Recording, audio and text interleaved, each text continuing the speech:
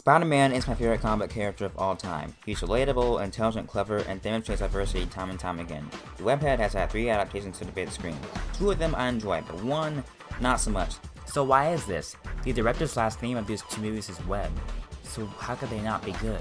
Well, today we're going to be looking at the flaw of the Amazing Spider-Man and find out what the franchise before it got the character right. We can talk about Tom another time. So I have a question for you. What is the most important aspect of Spider-Man's character? It's not his web shooters or his quips or even his costume.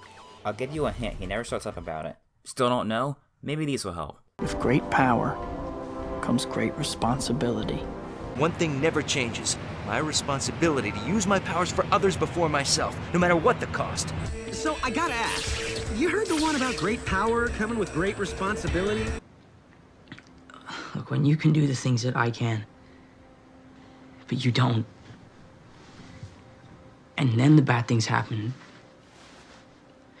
they happen because of you. Okay, you probably get the point by now. Discovering the hard way that great power comes great responsibility is Spider-Man's entire character arc from his very first appearance way back in 1962. So you would think that would be the most important thing to get right above everything else in the adaptation of the character, right? Well, apparently not. In The Amazing Spider-Man, Uncle Ben gives Peter a lecture about responsibility because Peter forgot to pick up Aunt May that night, even though the only mode of transportation he has is a skateboard. How was he supposed to pick her up?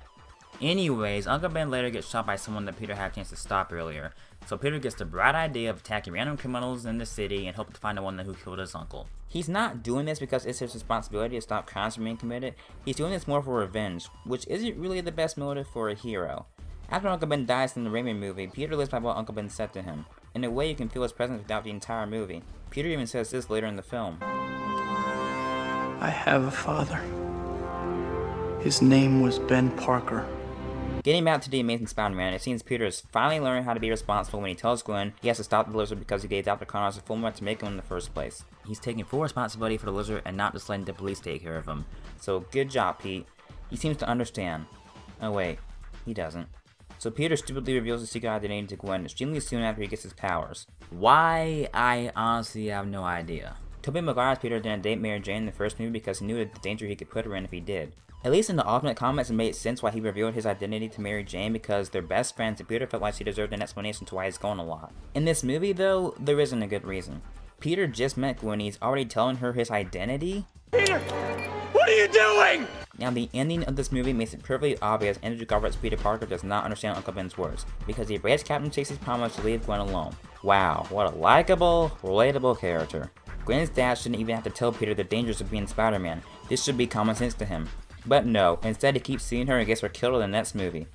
Great job, dude. Many people think Andrew Garfield was a good Spider-Man because he said jokes. Even though on The Amazing Spider-Man he only said jokes in 3 scenes in the entire movie. I counted. Spider-Man says jokes not to just distract the bad guys, but also to distract himself in a horrifying situation he's in, and it's unconfident. He shouldn't be making obnoxious jokes while apprehending a car thief who he suspects is his uncle's killer. He should have made them more when he's fighting the lizard in the sewers or even during the climax. Also, in The Amazing Spider-Man 2, he chose to let innocent people die just for the sake of making quits. Some hero. I don't mind that Tobey didn't crack jokes constantly because he was relatable, a genuinely good person, and understood how to handle the power he was given. Besides, the action scenes were still phenomenal. It would have been kinda awkward having Tobey quip during scenes like the train one in Spider-Man 2. But for all of you people that say, the only reason people like Tobey Maguire as Spider-Man is because they're full of nostalgia. We don't like Tobey because we have fond memories of him playing the character, it's because we understand what Spider-Man is all about. Enough said. Hey guys, so as you probably noticed, this was a very different video than the ones that I used to make. But honestly, I don't really see myself making LEGO videos anytime in the future. I just don't have fun with them anymore, and like I have such like a lack of motivation to do them. And I just had more fun making this video. So I'm probably gonna do more content like this, and I hope that you can respect my decision and you'll stick with me. And yeah, just give me feedback on the video, let me know what you thought of it. And that's basically all I have to say, guys, so I'll catch you later. See ya.